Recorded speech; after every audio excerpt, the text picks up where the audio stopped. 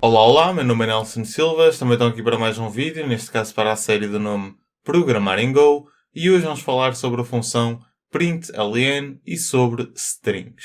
Ora bem, antes de começar com esse mesmo desenvolvimento, quero-vos apresentar a como é que colocamos todo o nosso ambiente de desenvolvimento a funcionar corretamente. Para isso, o que nós temos que fazer é abrir o nosso editor de texto, portanto, obviamente que eu vou abrir aqui o escolhido para esta mesma série, o Visual Studio Code, ok? Convém ter, é opcional, claro, convém ter aqui uma pasta para termos todo o nosso código relativamente a cada vídeo. Eu já criei essa pasta. Vamos então abrir essa mesma no próprio Visual Studio Code, aqui em Open Folder, ok? Vou aqui selecionar a determinada pasta, que é então o nome da série, Programar em Go, Select Folder, e podemos ver esta mesma pasta então a ser aberta. Ok. Outra coisa, eu tenho aqui o dado terminal aberto. Caso este não esteja aberto, vimos aqui, como eu disse no primeiro vídeo desta série, a New Terminal, ok? E temos então aqui esta mesma pasta. Se nós não tivermos aqui nesta mesma pasta, o que temos que fazer é então o seguinte. Temos que usar o C. À frente colocamos o determinado caminho. O C aqui significa Change Directory, ou seja, alterar o nosso diretório, e agora sim só temos que criar um determinado fecheiro para todo o nosso código e cada vídeo vai ter um determinado fecheiro com o seu próprio nome, ou seja, o título do vídeo será o título do próprio fecheiro. Como é que fazemos isso? Basicamente podemos vir a File, ou então podemos vir aqui, ok? Temos aqui a nossa própria pasta, podemos clicar aqui no fecheiro mais, que é basicamente o New File, clicamos e agora vamos dar o nome deste mesmo vídeo. Portanto, eu vou colocar aqui sempre 02, ok? O número do vídeo e depois função println e strings. Atenção que não convém colocar acentos ou C de cedilha no próprio nome do fecheiro. Agora, a própria extensão que nós temos que utilizar, visto a linguagem se chamar também Go, aqui a extensão que vamos usar é então .go, ok? Go, não se enganem porque é mesmo muito importante. Como puderam ver também, o próprio ícone do nosso fecheiro fora detectado automaticamente para o próprio Go, mal a gente colocou a extensão. Clicamos no Enter e agora sim temos que colocar o código base que vamos ter sempre em todo o vídeo e eu vou explicar então o seguinte. Portanto, todo o nosso código vai ter sempre um determinado package. Packages que, na grande maioria das vezes, se chama de main. Portanto, vamos colocar aqui package e o main. Atenção que o ponto e vírgula aqui eu podia colocar, sendo este completamente opcional, tal como, por exemplo, a linguagem de programação Python. Neste caso, nós não utilizamos nesta mesma série o determinado ponto e vírgula, porque também não é muito comum. No JavaScript, embora eu próprio use o ponto e vírgula, é completamente opcional. No entanto, aqui no Go também não o vamos utilizar. Portanto, temos o determinado package, ok? Que é onde vai estar todo o nosso código relativamente a cada um dos vídeos. Portanto, vamos usar sempre o mesmo package. Vamos fazer o import aqui da biblioteca que vamos precisar para o dia de hoje, porque a própria função println, print, etc., tudo o que vamos falar pertence a esta mesma biblioteca. E para isso temos aqui o word import, ok? E agora, entre aspas, temos que colocar o nome dessa biblioteca. Portanto, a biblioteca chama-se FMT, também tem dentro de si própria funções print, println, etc. E agora só nos falta colocar aqui a função principal, que também tem o nome main, a partir de onde será executado todo o nosso código. Portanto, atenção que vamos falar de funções num dos próximos vídeos, não têm que se preocupar a perceber atualmente o que é que se trata desta mesma função, têm apenas que saber que é aqui, a partir desta mesma, que é iniciado todo o nosso código, ok? Portanto, func é dado a keyword para se criar uma função. Vamos dar o nome de main, ok? Que é o principal. E agora sim vamos colocar parênteses, chavetas e todo o seu conteúdo e todo o seu comportamento vai então para dentro das próprias chavetas. Ok, posto isto, posso então passar para a parte teórica e falar sobre a função println e sobre a string. Ora bem, a função println imprime todo o seu conteúdo na linha de comandos e muda de linha, que claro que aqui temos depois a função print que faz exatamente a mesma coisa, ou seja, imprime todo o seu conteúdo na linha de comandos para o utilizador, mas neste caso não muda de linha.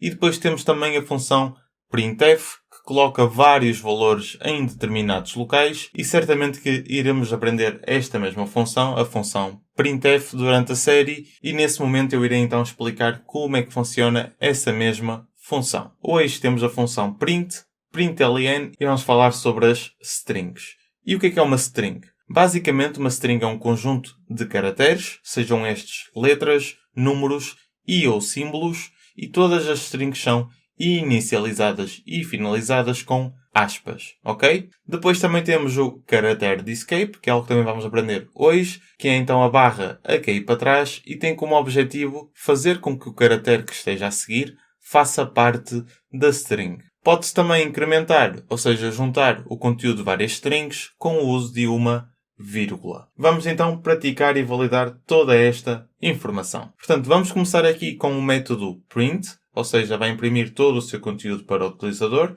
na linha de comandos e não vai mudar de linha. Portanto, para isso temos que chamar aqui a nossa biblioteca fmt.print, ok? E agora vamos começar por criar aqui a nossa string. Como eu disse, são inicializadas e finalizadas com aspas, portanto, início e fim. E agora vamos escrever o seguinte. Estamos a usar a função print e eu sou uma string. Colocar aqui um ponto final e agora não precisamos de colocar o ponto e vírgula, ok? Agora vocês perguntam-se, ok, nós acabamos de desenvolver aqui o nosso código, no entanto eu ainda não sei como começo então por executar este mesmo código para ver tudo a acontecer na nossa linha de comandos. E é aqui que eu vou-vos então ensinar. Portanto, tem aqui em baixo o vosso terminal. Claro que também podem fazer o seguinte, para quem não tiver um terminal integrado no próprio editor de texto, podem abrir, por exemplo, o PowerShell, que é também o que eu uso, que é exatamente a mesma coisa. Vão para a determinada pasta e depois têm que fazer o que eu vou fazer agora, ok? Vamos só verificar que o fecheiro existe, o fecheiro que eu acabei de criar, portanto, ls. Podemos ver aqui o dado fecheiro, 02 função println e strings.go, ok? E agora para executar este mesmo pedaço de código, temos que fazer o seguinte. Escrevemos go, escrevemos também run para executar e agora o nome do nosso fecheiro. Será então 02, clicamos no tab e tudo será automaticamente colocado aqui, neste caso todo o nosso determinado output, que será então, estamos a usar aqui a função print e eu sou uma string, portanto, exatamente o que nós escrevemos aqui, a nossa dada string. Podemos ver que também foi apresentado ao nosso utilizador, que neste caso somos nós, e agora vamos utilizar aqui a função println, portanto, vamos criar aqui uma outra linha de código, portanto, fmt.println para mudar de linha e podemos escrever aqui, por exemplo, o seguinte. Podemos também aqui utilizar o caractere de escape e podemos dizer que a Maria disse que o Miguel estava doente. Ok. Mas agora vocês perguntam-se, se nós estamos a inicializar e a finalizar uma string com aspas, e eu aqui quero dizer doente entre aspas, ok? Basicamente o que está a acontecer é que eu estou então a inicializar, a finalizar a nossa string, e depois estou a inicializar e a finalizar, ficando a palavra doente não sendo nada. Portanto, se eu agora executar, obviamente que dará erro nesta mesma linha. Podemos ver aqui o determinado erro, ok? Portanto, podemos ver também a própria linha, a linha número 7, e o caractere então começa no próprio 50. Ok, portanto, são nestes casos que eu aqui tenho que utilizar o caractere de escape para poder ignorar o próximo caractere a seguir desse mesmo caractere de escape.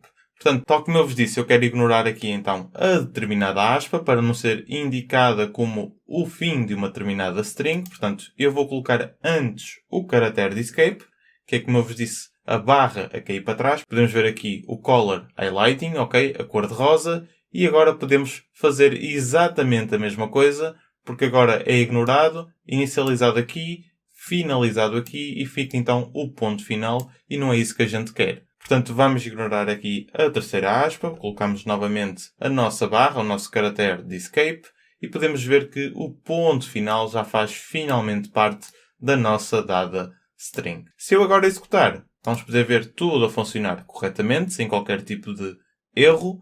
E vamos também validar que aqui a função print não alterou de linha. Como é que sabemos isso? Basicamente, a função print imprime o seguinte. Estamos a usar a função print e eu sou uma string, não mudando de linha. E depois sim, com a função aqui println, a Maria disse que o Miguel estava, e aqui as terminadas aspas, que foram ignoradas como fim da determinada string. Tudo isto devido ao caractere de escape. Volto a dizer, o caractere de escape tem como objetivo fazer com que o caractere que esteja a seguir faça parte da string. E aqui, então, entre aspas, doente e o ponto final. Como é que podemos então resolver isto e dar um determinado breakline? Basicamente, alteramos aqui de print e podemos colocar o len. Claro que tínhamos aqui outras formas de fazermos isto. No entanto, ficará para um outro vídeo, como por exemplo o /n. Ok? Mas não tem que se preocupar com isso atualmente, porque certamente que iremos ter um vídeo para isso tudo ao longo da própria série. Portanto, print len, vamos aqui verificar se houve uma mudança de linha e agora sim temos tudo bem mais apresentável para o dado utilizador.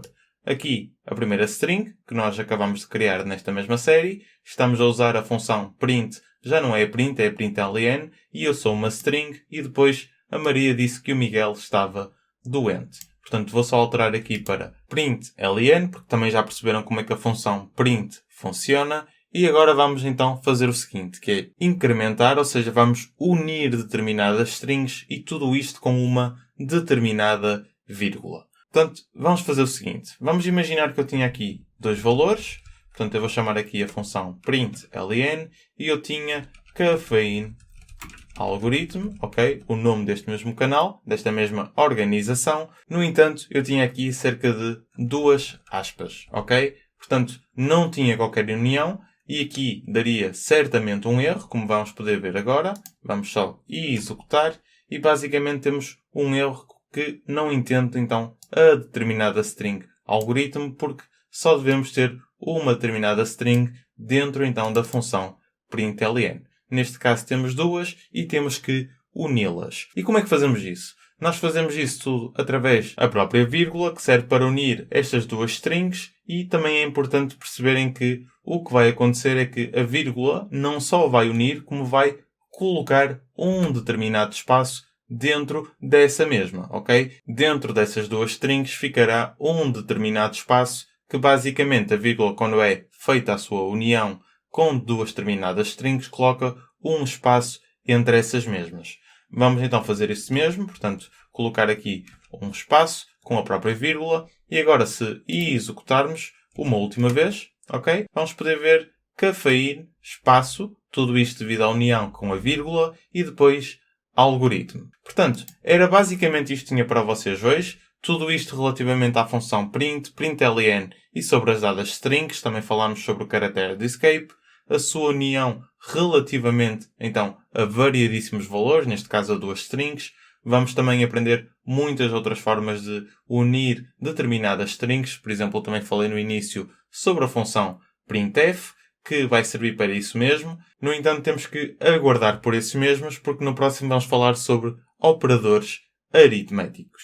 Ok. Portanto, não se esqueçam de comentar se tiverem qualquer tipo de dúvida, podem sempre contactar-me, sigam as redes sociais para estarem a par de tudo, próximos vídeos, próximas séries, próximas sessões em direto, publicações no blog, existe mesmo muito conteúdo para vocês diariamente. Não se esqueçam de colocar o sininho para receberem as notificações relativas aos próximos vídeos que irão sair desta e ou de outras séries. Não se esqueçam de subscrever, de deixar o vosso like e, como sempre, já sabem, Happy Coding!